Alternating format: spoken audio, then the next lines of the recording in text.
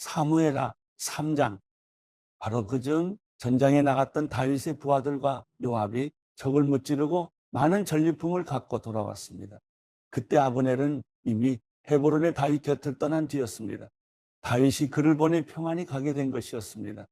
요압과 그의 군사들이 도착해서는 넬의 아들 아브넬이 왕께 왔다가 왕이 보내주어 그가 아무 탈 없이 돌아갔다는 이야기를 들었습니다.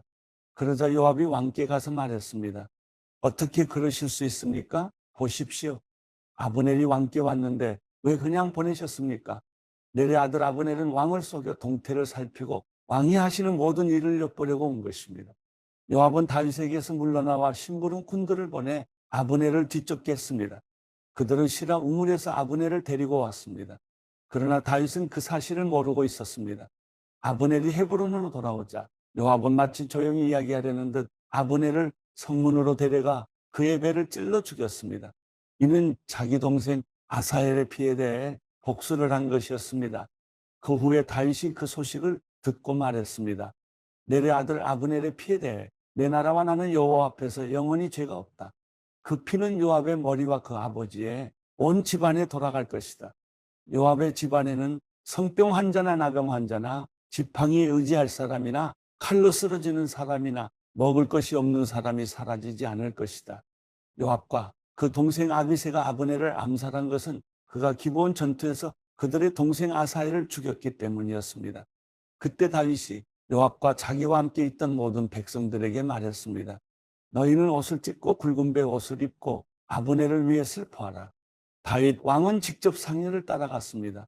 그들은 아브넬을 헤브론에 장사 지냈습니다. 왕이 아브넬의 무덤 앞에서 큰 소리로 울자 모든 백성들도 따라 울었습니다. 다윗 왕은 아브넬을 위해 이런 슬픈 노래를 지어 불렀습니다. 아브넬이 어째서 어리석은 사람처럼 죽어야 했는가? 내 두 손이 묶이지 않았고 내 두 발이 쇠고랑에 매이지 않았는데 내가 악한 사람들 앞에 잡혀 죽듯이 그렇게 쓰러져 버렸구나.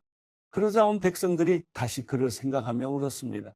그때 온 백성들이 나와서 다윗에게 아직 낮으니 음식을 먹으라고 권했습니다. 그러나 다윗은 맹세하며 말했습니다. 만약 내가 해치기 전에 빵이든지 뭐든지 입에 댄다면 하나님께서 내게 심한 벌을 내리고 또 내리셔도 좋다. 백성들은 그것을 보고 모두 좋게 여겼습니다. 그들은 왕이 하는 일마다 모두 좋게 여겼습니다.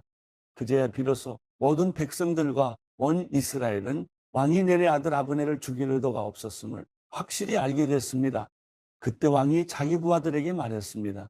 오늘 이스라엘의 위대한 사람이 죽지 않았느냐? 비록 내가 기름 부음 받은 왕이지만 나는 이렇게 약하고 스루야의 아들들은 내가 제어하기에 너무 힘겹구나.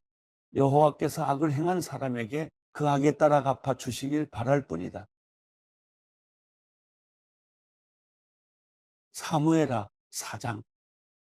사울의 아들 이스보셋은 아브넬이 헤브론에서 죽었다는 소식을 듣고는 겁을 먹었습니다.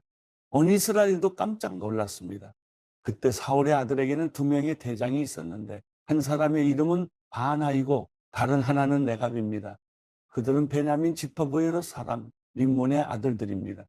부에롯은 베냐민 지파에 속했는데 그것은 부에롯 사람들이 깃다임으로 도망쳐 오늘날까지 거기서 외국 사람으로 살고 있기 때문이었습니다. 사울의 아들 요나단에게는 절름발이 아들이 하나 있는데 그의 이름은 무비보셋입니다. 사울과 요나단의 사망 소식이 이스라엘로부터 전해진 것은 무비보셋이 5살 때였는데 그때 유모가 그를 안고 너무 급하게 서두르는 바람에 그 아이를 떨어뜨려 그 아이가 절개됐습니다.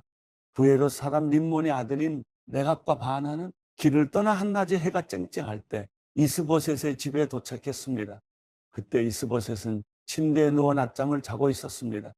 레갑과 바나 형제는 마침 이를 얻으러 온채하고 곧장 집 안으로 들어와서 이스보셋의 배를 칼로 찌르고 그 길로 도망쳐 버렸습니다. 그들이 집 안에 들어갔을 때 이스보셋은 침실의 침대에 누워 있었습니다. 그래서 그들은 이스보셋을 칼로 쳐 죽여 먹을 베었고 그것을 들고 밤새 아라바로 도망친 것입니다. 그들은 헤브론에 있는 다윗에게 이스보셋의 머리를 바치며 말했습니다. 왕의 목숨을 빼앗으려던 왕의 원수인 사울의 아들 이스보셋의 머리가 여기에 있습니다. 오늘 여호와께서 사울과 그 자손에 대해 내 주 왕의 원수를 갚아주셨습니다. 다윗이 부에롯 사람 림몬의 아들 레갑과 그 형제 바나에게 대답했습니다. 나를 모든 고난에서 구해내신 여호와께서 살아 계심으로 맹세하는데 좋은 소식이라는 생각에 사울이 죽었다고 내게 말해준 사람을 내가 붙잡아 시글락에서 죽였다. 그것이 바로 그가 전한 소식에 대한 보상이었다. 하물며 죄 없는 사람을 자기 집 침대 위에서 죽게 한 악한 사람들은 어떻게 했느냐? 내가 너희 손에서 그의 핏값을 구해 너희를 이 땅에서 없애버려야 하지 않겠느냐? 그러고 나서 다윗은 자기 부하들에게 명령해 그들을 죽이고 그들의 손발을 잘라 헤브론 못가에 매달았습니다. 그리고 이스보셋의 머리를 헤브론에 있는 아브넬의 무덤에 묻어 주었습니다. 사무엘하 5장. 이스라엘의 모든 지파가 헤브론으로 와서 다윗에게 말했습니다. 우리는 왕의 혈족입니다. 전에 사울이 우리 왕이었을 때 이스라엘 군대를 이끌어내기도 하고 다시 데리고 들어오기도 한 분은 왕이었습니다. 그리고 여호와께서 왕께 너는 내 백성 이스라엘의 목자가 되고 이스라엘의 통치자가 될 것이다 라고 말씀하셨습니다. 이스라엘의 모든 장로들이 헤브론으로 다윗 왕을 찾아오자 왕은 헤브론에서 그들과 여호와 앞에서 언약을 맺었고 그들은 다윗에게 기름 부어 이스라엘을 다스릴 왕으로 삼았습니다. 다윗은 30세의 왕이 되어 다스리기 시작해서 40년 동안 다스렸습니다. 그는 헤브론에서 7년 6개월 동안 유다를 다스렸고 예루살렘에서 온 이스라엘과 유다를 33년 동안 다스렸습니다. 왕과 그의 부하들은 예루살렘으로 행군했습니다. 거기 살고 있는 여부수 사람들을 공격하려는 것이었습니다. 여부수 사람들이 다윗에게 말했습니다. 너는 여기 들어오지 못할 것이다. 눈먼 사람이나 다리 저는 사람이라도 너를 쓸어버릴 수 있을 것이다. 그러나 다윗이 시온 산성을 점령했으므로 그곳 이름을 다윗성이라고 했습니다. 그날 다윗이 말했습니다. 누구든지 수로를 따라 올라가 다윗이 미워하는 저 다리 저는 사람과 눈먼 사람 같은 여부수 사람들을 쳐부수는 사람은 대장이 될 것이다. 그리하여 눈먼 사람과 다리 저는 사람은 왕궁에 들어가지 못할 것이다 라는 속담이 생겼습니다. 다윗은 그 성을 점령하고 거기 거하며 그 성의 이름을 다윗성이라고 불렀습니다. 그리고 밀로에서부터 안쪽으로 성벽을 둘러쌌습니다. 그는 점점 강대해졌습니다. 전능하신 하나님 여호와께서 그와 함께 하셨기 때문이었습니다. 그때 들어 왕 히람이 다윗에게 심부름꾼들과 백향목과 목수들과 석공들을 보내 다윗을 위해 왕궁을 지어주었습니다. 다윗은 여호와께서 자신을 이스라엘을 다스릴 왕으로 세우셨고 그의 백성 이스라엘을 위해 그의 나라를 높여주셨음을 깨닫게 됐습니다. 다윗은 헤브론을 떠난 후 예루살렘에서 더 많은 첩들과 아내들을 두었고 아들, 딸들을 더 많이 낳았습니다. 예루살렘에서 그가 낳은 아이들의 이름은 삼무아, 소박, 나단, 솔로몬, 이팔, 엘리스와 네벡, 야비야, 엘리사마, 엘야다, 엘리벨렛입니다. 이스라엘이 다윗에게 기름 부어 왕으로 삼았다는 말을 듣고 블레셋 사람들이 모두 일어나 다윗을 잡으려고 올라왔습니다. 다윗은 이 소식을 듣고 요새로 내려갔습니다.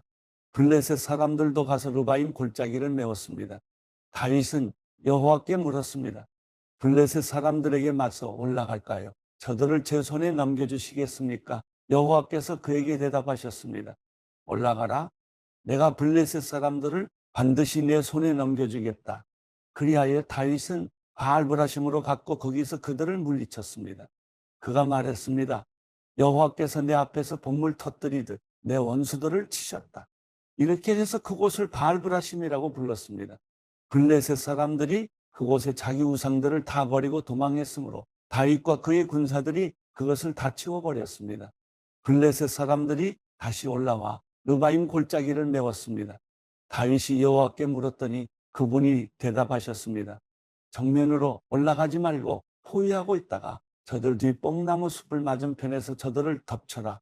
뽕나무 꼭대기에서 행군하는 소리가 들리면 바로 재빨리 나아가라. 여호와가 내 앞에 나아가 블레셋 군대를 칠 것이다. 그러자 다윗은 여호와께서 명령하신 대로 게바에서부터 게셀까지 쫓아가며 블레셋 사람들을 무찔렀습니다.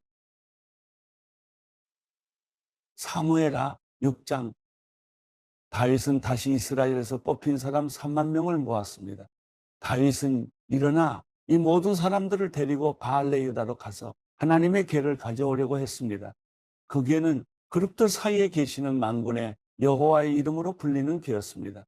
그들은 산 위에 있는 아비나답의 집에서 하나님의 궤를 쇠수레에 옮겨 실었는데 그때 아비나답의 아들인 우사와 아효가 그 쇠수레를 몰았습니다. 그들이 산 위에 있는 아비나답의 집에서 하나님의 궤를 가지고 나왔고 아효가 궤 앞에서 걸어갔습니다. 다윗과 이스라엘의 온 집안은 여호와 앞에서 잣나무로 만든 여러 가지 악기와 수금과 비파와 소고와 꽹과리와 심벌주를 연주했습니다. 그들이 나곤의 타작마당에 이르렀을 때 소들이 날뛰자 우사가 손을 뻗어 하나님의 궤를 붙들었습니다.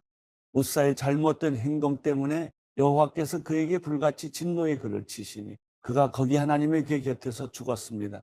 그때 다윗은 여호와께서 우사를 치신 것 때문에 화가 나서 그곳을 베레스 우사라고 불러 오늘날까지 그렇게 불리고 있습니다. 다윗은 그날 여호와를 두려워해 말했습니다. 내가 어떻게 여호와의 궤를 모셔올 수 있겠는가? 그는 여호와의 궤를 자기가 있는 다윗성으로 모셔오려 하지 않았습니다. 그것을 가드 사람 오베데돔의 집으로 모셔드리게 했습니다. 여호와의 궤는 석 달 동안 가드 사람 오베데돔의 집에 머물러 있었는데 그동안 여호와께서 오베데돔과 그의 온 집안에 복을 주셨습니다. 그때 다윗 왕은 여호와께서 하나님의 궤로 인해 오베데돔의 집안과 그가 가진 모든 것에 복을 주셨다 하는 말을 듣게 됐습니다. 그러자 다윗이 기뻐하면서 내려가 오베데돔의 집에서 하나님의 궤를 모셔다가 다윗성에 두었습니다. 여호와의 궤를 맨 사람들이 6걸음을 갔을 때 다윗은 소와 살찐 양으로 제사를 드렸습니다. 다윗은 베옷을 입고 여호와 앞에서 온 힘을 다해 춤을 추었습니다. 다윗과 이스라엘의 온 집들이 나팔을 불고 환호하며 여호와의 궤를 모셔왔습니다. 여호와의 궤가 다윗성에 들어올 때 사울의 딸 미갈이 창문으로 내다보고 있었습니다. 미갈은 다윗 왕이 여호와 앞에서 껑충껑충 뛰며 춤추는 것을 보고 마음속으로 비웃었습니다. 여호와의 궤를 모셔다가 다윗이 세워둔 장막 가운데 미리 준비해 놓은 자리에 두고 다윗은 여호와 앞에 번제와 화목제를 드렸습니다. 다윗은 번제와 화목제를 드리고 난 뒤 전능하신 여호와의 이름으로 백성들을 축복했습니다. 그리고 남녀를 가리지 않고 온 이스라엘 사람들에게 각각 빵 한 덩이와 고기 한 조각과 건포도 빵 한 덩이씩을 주었습니다. 그 후 백성들은 모두 각각 자기 집으로 돌아갔습니다. 다윗이 자기 가족을 축복하려고 집에 돌아왔습니다. 그때 사울의 딸 미갈이 나와 다윗을 맞으며 말했습니다. 오늘 이스라엘의 왕이 정말 볼만하시더군요. 신하의 계집종들 앞에서 몸을 드러내시다니요. 다윗이 미갈에게 말했습니다. 나는 하나님 앞에서 그렇게 춤춘 것이요. 그분이 당신 아버지와 당신 집안 대신 나를 선택해 여호와의 백성 이스라엘의 통치자로 세우셨으니 나는 언제든 여호와 앞에서 기뻐 뛸 것이요. 내가 이것보다 더욱 채통 없이 행동해 스스로 낮아져도 당신이 말한 그 계집종들은 나를 우러러볼 것이요. 이 일로 인해 사울의 딸 미갈은 죽을 때까지 자식을 낳지 못했습니다. 사무엘하 7장. 여호와께서 사방의 모든 적으로부터 다윗을 지켜주셨기 때문에 그는 이제 자기의 왕궁에서 살게 됐습니다. 다윗이 예언자 나단에게 말했습니다. 나는 여기 백향목 왕궁에 사는데 하나님의 궤는 아직도 장막에 있습니다. 그러자 나단이 왕께 대답했습니다. 여호와께서 왕과 함께 하시니 왕께서 마음에 두신 일이 있다면 무엇이든 그대로 하십시오. 그날 밤 여호와께서 나단에게 오셔서 말씀하셨습니다. 가서 내 종 다윗에게 말하여라. 나 여호와가 말한다. 내가 나를 위해 내가 있을 집을 지어주겠느냐? 내가 이스라엘 자손들을 이집트에서 이끌어낸 그날부터 오늘까지 나는 집에 있은 적이 없고 장막이나 회막을 거쳐 삼아 이리저리 옮겨 다녔다.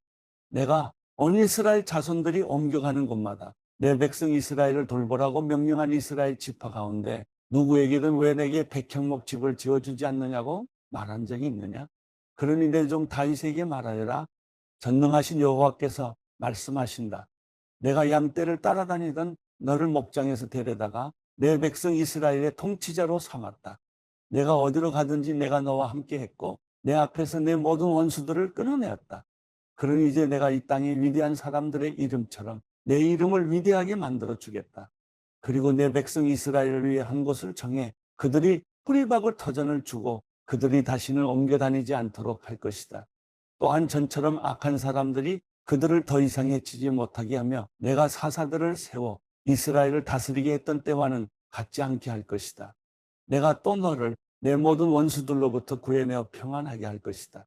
나 여호와가 직접 너를 위해 왕조를 세울 것을 선포한다. 내 날들이 끝나고 내가 내 조상들과 함께 잠들 때 내가 내 몸에서 나올 내 자손을 일으켜 내 뒤를 잇게 하고 내가 그의 나라를 든든히 세울 것이다. 그가 내 이름을 위해 집을 세울 것이고 나는 그 나라의 보좌를 영원히 세워줄 것이다. 나는 그의 아버지가 되고 그는 내 아들이 될 것이다. 그가 잘못을 저지르면 사람이라는 막대기와 인생이라는 채찍으로 그를 징계할 것이다. 그러나 내 사랑은 결코 그를 떠나지 않을 것이다. 내가 내 앞에서 없앤 사울에게서 내 사랑을 거둔 것처럼 하지는 않을 것이다. 내 집과 내 나라가 내 앞에서 영원히 계속될 것이며 내 보좌가 영원히 서 있을 것이다. 나단은 이 모든 계시의 말씀을 다윗에게 그대로 전했습니다.